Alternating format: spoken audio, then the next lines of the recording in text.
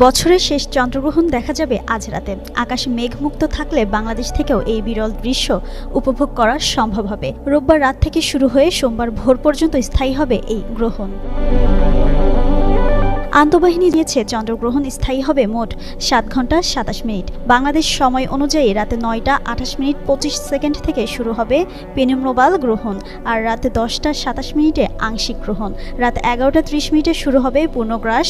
সর্বোচ্চ গ্রহণ ঘটবে রাত 12টা 11 মিনিটে আর শেষ হবে ভোর 2টা 55 মিনিটে। এই পূর্ণগ্রাস চন্দ্রগ্রহণকে বলা হচ্ছে সুপার ব্লাড মুন, কারণ এই সময় চাঁদ সাধারণ সময়ের তুলনায় 7% বড় এবং 15% বেশি উজ্জ্বল দেখাবে। সম্পূর্ণ গ্রহণ চন্দ্রগ্রহণ ঘটে যখন সূর্য, পৃথিবী ও চাঁদ একই সরল রেখায় আসে। পৃথিবীর মাঝখানে সে সূর্যের আলো আটকে দেয় আর তার ছায়া পড়ে চাঁদের উপর। কৌণিক দূরত্বের কারণে কখনো গ্রহণ হয় আংশিক, কখনো হয় পূর্ণগ্রাস। আজ রাতের আকাশ তাই রং বদলানো চাঁদে সাজবে এক অনন্য মহাজাগতিক দৃশ্যে সুপার ব্লাড মুন।